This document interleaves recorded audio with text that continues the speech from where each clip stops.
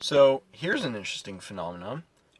Earlier last week, the Manchester Art Gallery took down a painting of Hylas and the Nymphs, and their justification was to prompt discussion about the content of the painting. Now, the art was of a young man being tempted to what would have been his doom, or I don't know the mythology behind it, but by a group of beautiful young nymphs. Nymphs being sort of pubescent, adolescent, woman-like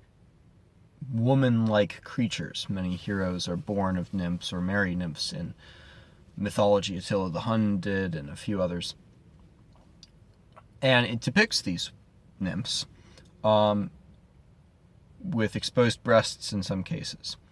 And so the gallery took it down, and they said, we're not doing this to censor. We're not doing this to, take away art that is offensive or anything. We're really just doing it to prompt discussion about the appropriateness of art like this. Now, I can't read their minds. I don't know what their intentions are.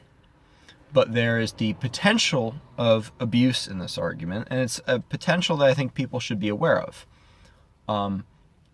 Ordinarily, the removal of artwork or the censorship of artwork, which happens, the censorship of speech happens if it's deemed to be libelous, for example, or creating an imminent threat of harm to someone, that is legally, whether we like it or not, that is a legal thing. But it's something that is that has to be proved in a court of law. In other words, something that is talked about prior to enacting the imprisonment or removal or fining or what have you. Censorship requires proof through the conversation. The idea of removing something in order to prompt the discussion is a little bit circular. It's a little bit backwards. If the radical left, the anti-Western,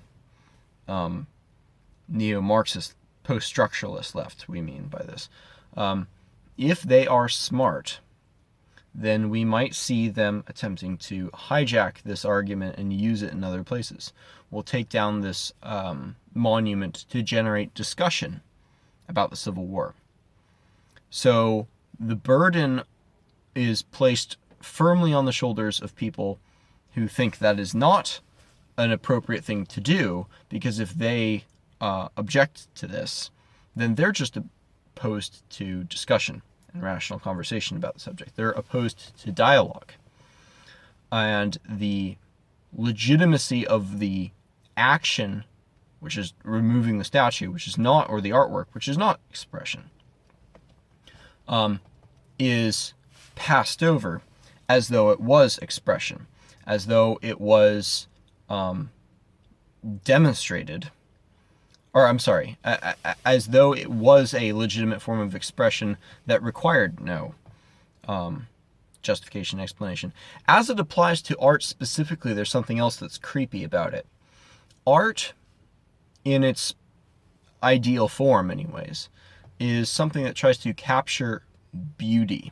It attempts to capture, and beauty is something that is good for its own sake. Music doesn't need some external justification for its value. It's valuable for its own sake. We listen to the radio not or to a beautiful song on an album from an artist we enjoy, not because it will make us better people, although there are reasons to do it for that reason as well, but because it's good for its own sake.